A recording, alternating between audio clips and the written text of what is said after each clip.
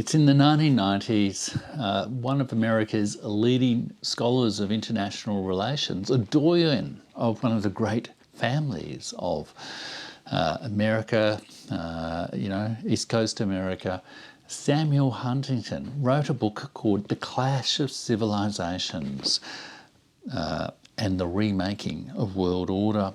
It became a classic, and many people today still recommend it as an essential read. In many ways, people think it actually predicted many of the things that are happening in our own time as we hear more and more about struggles or conflicts between civilizations, between civilization states.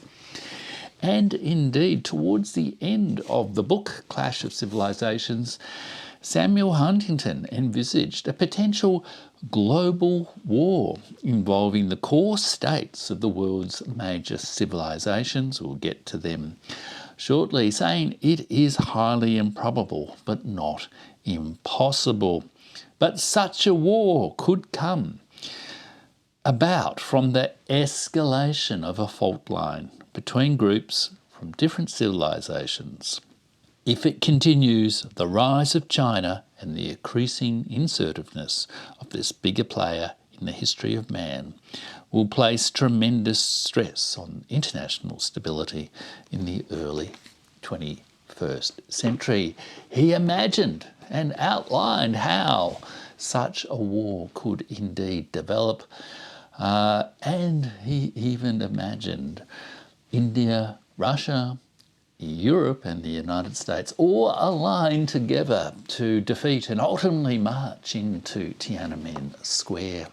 It was not exactly an accurate prediction, but his prediction was made to warn against such a scenario and indeed to warn the United States against meddling in the affairs of other nations. That too failed to happen. Is it really worth reading Samuel Huntington's book 30 years after he wrote it?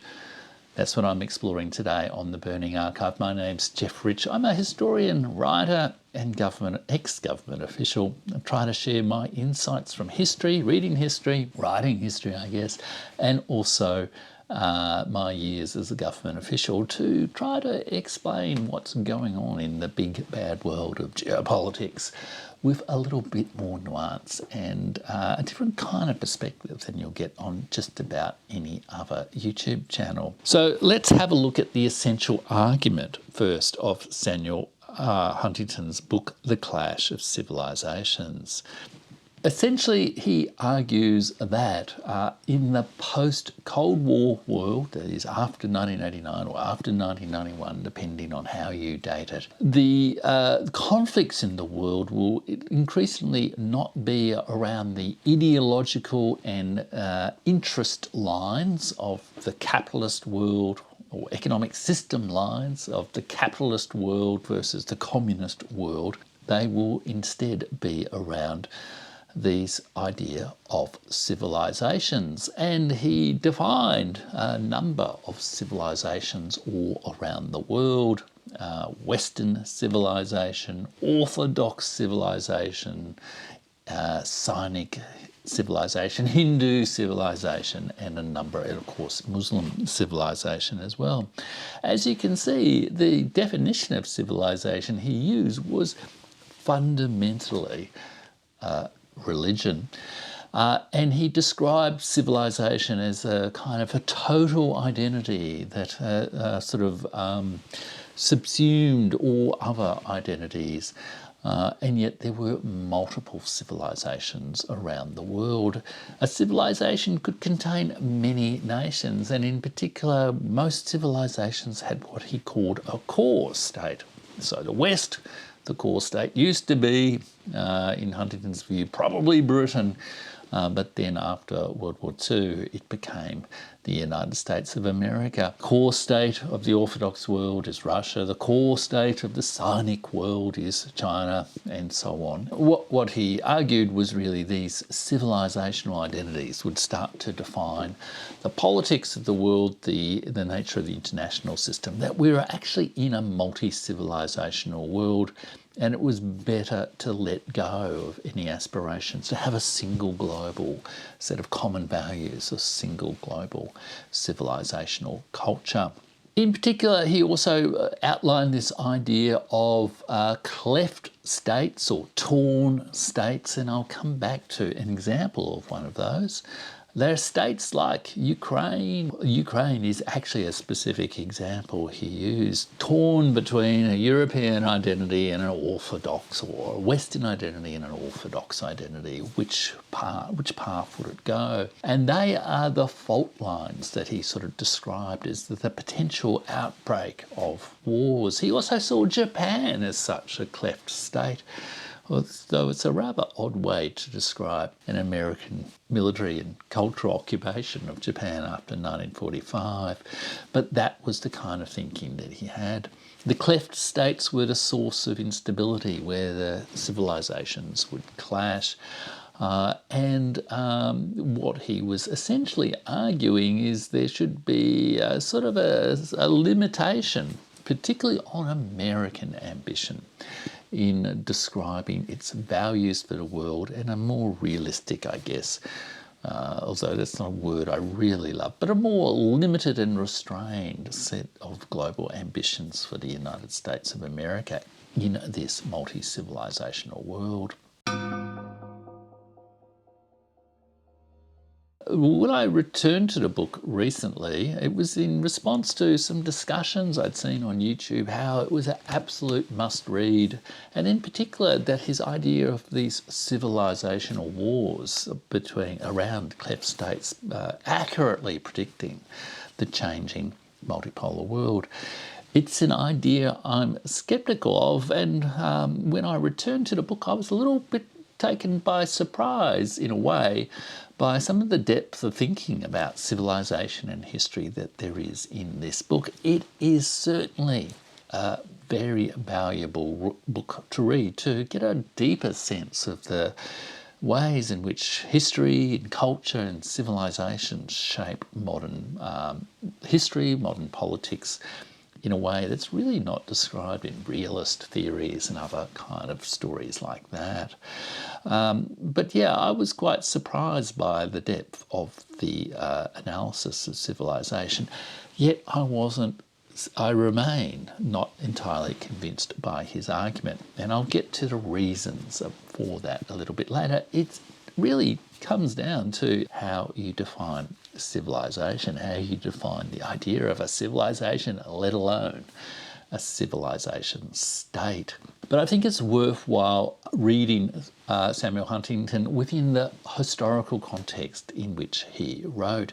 He was very much a response to the book by Francis Fukuyama, The Last Man and the End of History, and the whole culture of the unipolar, the unilateral moment, the hyperpower moment of the early 1990s in America. There really was a belief that the West had won world history, that had come to an end, and that liberal American values were basically the values the whole world was going to adopt. Free markets, democracy, blue jeans, rock and roll, all of that sort of thing. And Huntington, perhaps because he had a very deep personal connection to the study of civilizations, famous Ellsworth Huntington, also a deep understanding of the cultural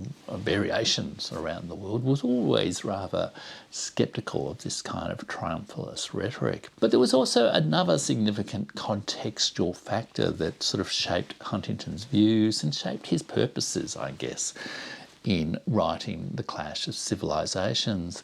It was after the end of the Cold War, and in particular the great alliance that America had built to fight communism in Europe and indeed all around the world, to fight anti-colonialism all around the world, NATO, that alliance was struggling for a reason to exist, a purpose to exist. And in a way, Samuel Huntington gave it a different, modest and a new kind of mission in life. It was to defend and expand the reach of Western civilization and not to attempt to integrate other civilizations like Orthodox or Chinese into the common values of the true international society that Huntington believed could exist within the common values of a Western civilizational framework, but not really the others.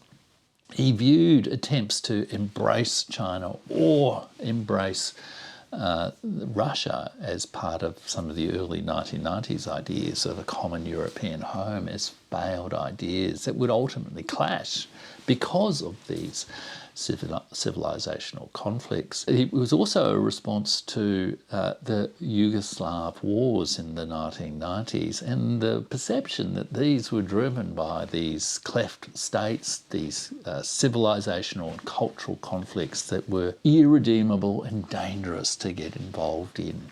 And of course, the other great thing and the real threat perhaps that Huntington was most concerned about was Islam and the rise of, both Islamism as a political ideology, but also the growing evidence of sort of religious renewal across the Islamic world. So his book and his arguments, his advocacy was very much about giving this new mission to Western American civilization in a post-Cold War world, one that was not overreaching in the way that so many American people argued, but also one that was not at all looking to have a harmonious coexistence with the others in the world. It saw these other civilizations as suspicious or suspect, and a threat to common values of an international society. But it was a genuine attempt to temper down unilateralism, but it was also very much part of the sort of nativist reaction against immigration, multiculturalism itself, changing moral values within the United States or the West as well. Huntington, in fact, became quite a fierce critic of immigration and multiculturalism in the United States, and there's a great response to his critique of those ideas by Felipe Fernandez Armesto in his History of America, which I've covered on my Substack at jeffrich.substack.com. Indeed, the actual quite programmatic set of ideas that Huntington set out about this new mission for NATO, this new mission for the American alliance, essentially in the post-Cold War world in his book, The Clash of Civilization, is quite explicit and quite programmatic. Let me just read to you what he says. He basically sets out, I think it's an 8-point plan. Yes, an 8-point plan to preserve Western civilization in the face of declining Western power. It is in the interest of the United States and the European countries. 1. He doesn't put the numbers in, I'll just put the numbers in for your understanding. To achieve greater political, economic and military integration and to coordinate their policies so as to preclude states from other civilizations exploiting differences among them. I guess that has certainly been happening, isn't it? The whole getting Europe into line has certainly been happening very much since the 1990s. 2, to incorporate into the European Union and NATO the Western states of Central Europe, that is the Visegrad countries, the Baltic republics, Slovenia and Croatia, it is a plan for eastward expansion of NATO. 3, to encourage the westernisation of Latin America and, as far as possible, the close alignment of West Latin American countries with the West, a new Monroe Doctrine. 4, to restrain the development of the conventional and unconventional military power of Islamic and Sinic countries. 5, to slow the drift of Japan away from the West and toward accommodation with China. 6, to accept Russia as the core state of orthodoxy and a major regional power with legitimate interest in the security of its southern borders, not its western borders or its eastern borders, but its southern borders.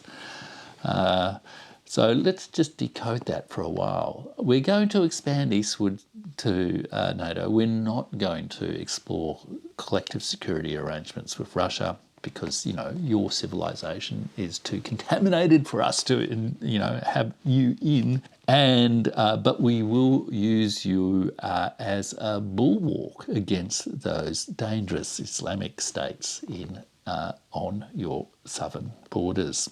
7, to maintain Western technological and military superiority over other civilizations. And 8th, and most important, to recognise that Western intervention in the affairs of other civilizations is probably the single most dangerous source of instability and potential global conflict in a multi-civilizational world. Now, when he says this, of course, what he really means is let's not bother trying to, regime change or get Russia or China aligned to become democracies because they are irredeemable. But of course, his warning has been taken, was probably ignored, really, wasn't it?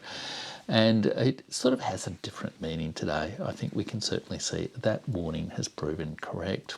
So I think you really need to understand all the rich history and sociological context of Samuel Huntington's program is sort of boxed together with a series of, I guess, grand strategy pressures in his book to really come up with this new plan for the Western Alliance in a post-1991 world in which it is still technologically superior from all other states, but it is perhaps admitting that it's not culturally superior only because it doesn't want to contaminate its pure Western civilization with all those other kind of civilizations out there. Now, I said I was surprised at the depth of the thinking. I was also surprised at some of the mistakes he made. And it's an interesting example he gives of one of the cleft states, the torn states, which I might have read at the time, but I perhaps completely forgot about or passed over. And that is his discussion of not Ukraine, not in the Middle East, not Japan, but Australia as a torn or cleft state, Australia as a state that was actually seeking, according to Samuel Huntington in the 1990s, to defect from the West. And let me just tell you a little bit about his discussion of this matter, because, I mean, one of the people he discusses in my book, I actually interviewed on my YouTube channel, and that is none other than former Foreign Minister of Australia, Gareth Evans.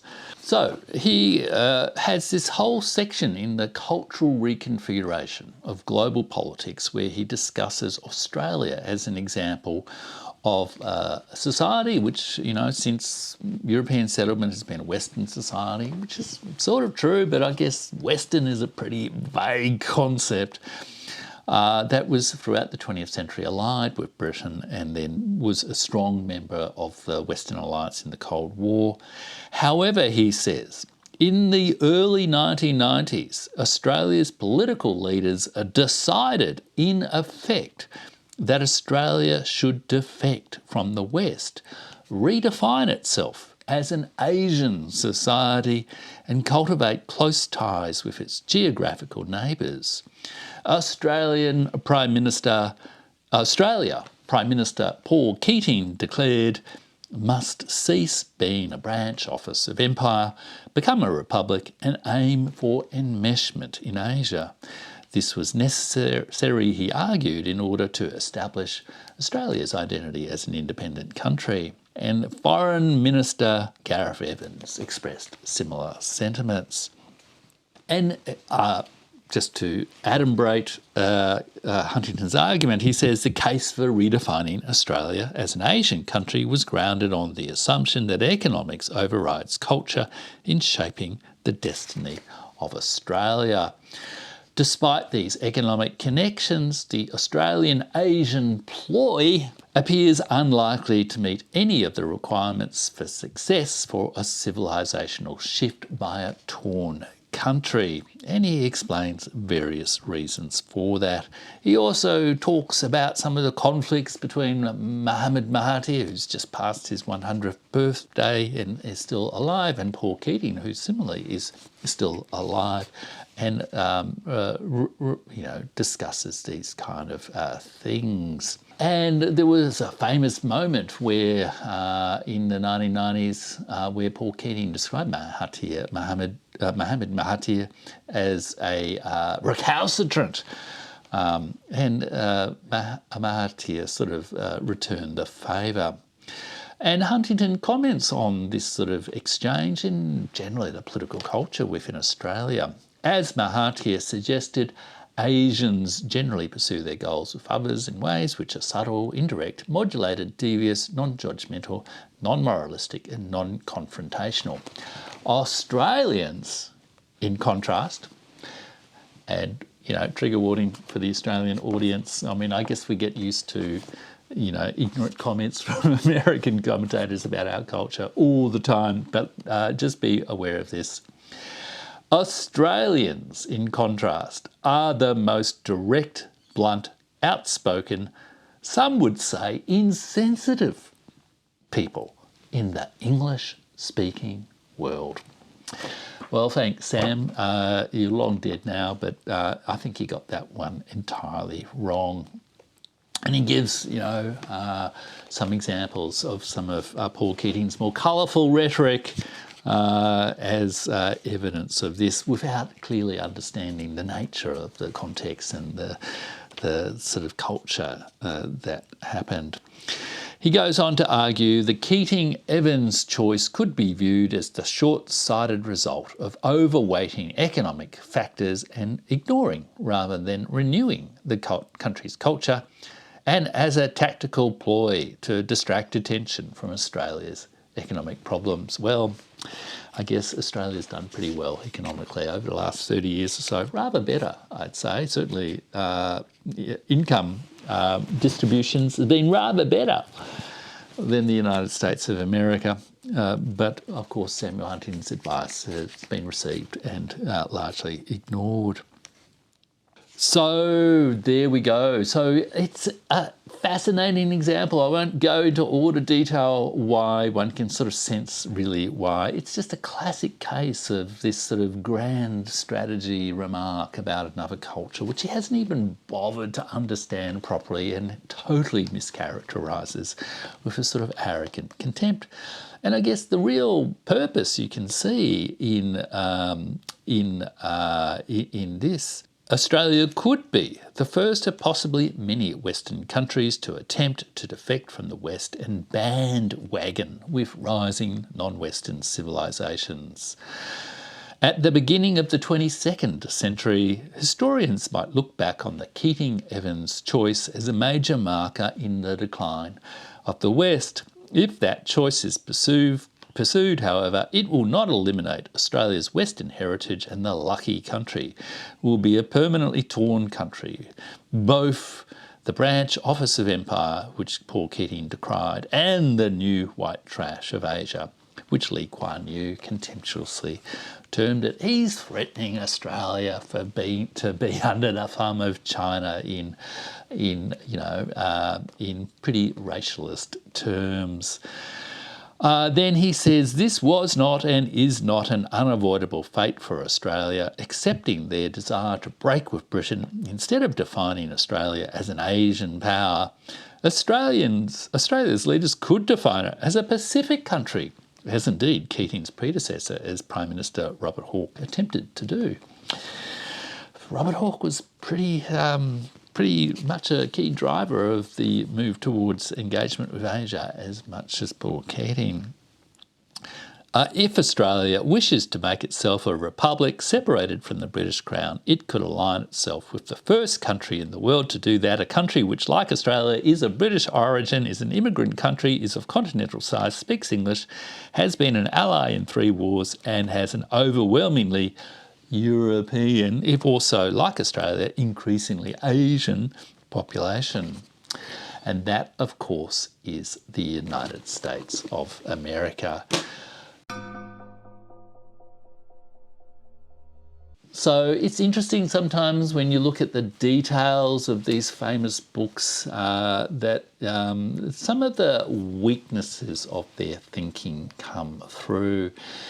The view from Boston or wherever it was that Samuel Huntington was writing is often a pretty unreliable view of the multi-civilizational, multipolar, multilateral world.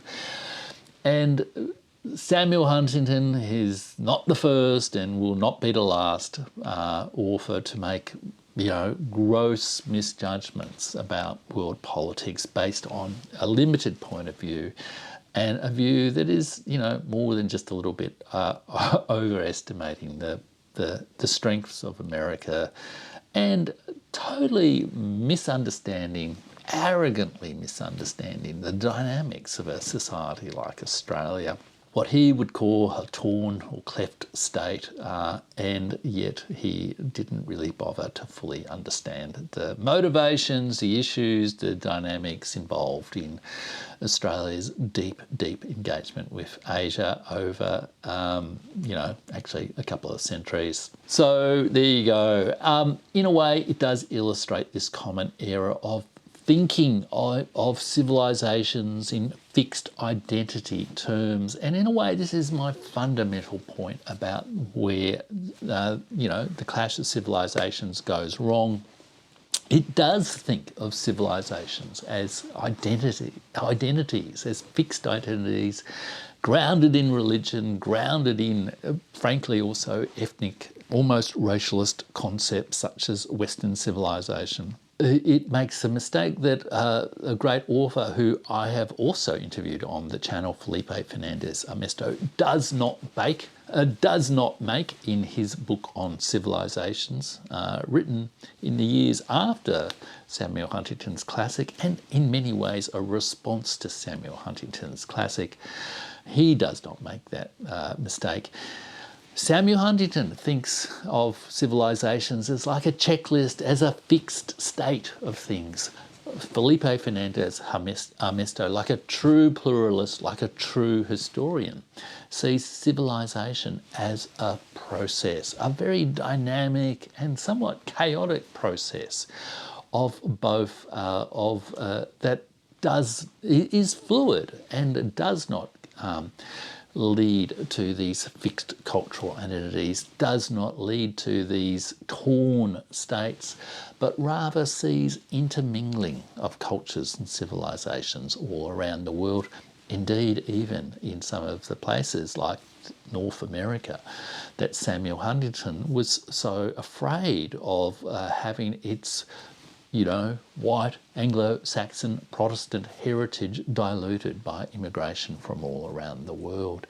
Indeed, as Felipe Fernandez Armesto shows, that's never actually been the real story of the United States or North America, and nor, as a result, is the type of prognosis that Samuel Huntington developed, either in his books on immigration or his books on geopolitics, really soundly based. Now, I don't want it just to be, a negative comment. It is certainly a valuable book to read for some of the background thinking on civilizations, but I really would recommend reading Felipe Fernandez Armesto's book on civilizations instead. There's about 20 pages at the start that will ground you in a much deeper way and a more entertaining way, really, on the nature of civilization as a historical process, as a cultural dimension of history, than Samuel Huntington's book, The Clash of Civilizations. And indeed, if you're more interested in the sort of geopolitical dimensions, the world order dimensions, this recent book by Amitav Acharya, The Once and Future World Order, Why Global Civilization Will Survive the Decline of the West, is also a brilliant book. Indeed, it is in many ways a response to Samuel Huntington's book, a replacement of Samuel Huntington's book, and perhaps that man, that foreign minister of Australia, who Samuel Huntington had a go at and totally misrepresented and misunderstood in the 1990s when Samuel Huntington was writing his book. That man, Gareth Evans, the former Australian Foreign Minister who I interviewed on the channel, wrote at the start of this book that it is a timely corrective to the blinkered arrogance about the role of the West which continues to infect so much Western policy analysis and history writing. The Once and Future World Order is prodigiously researched, lucidly written, and a compelling read. Blinkered arrogance is perhaps a good way of thinking about Samuel Huntington's intellectual heritage. Do read it. It is worth reading. It's an important and influential book, but do not get carried away with its ideas. Instead, read something a bit more of quality history, Amitav Acharya, or even better, Felipe Fernandez Armesto. Thanks so much for watching. I'll be with you again real soon.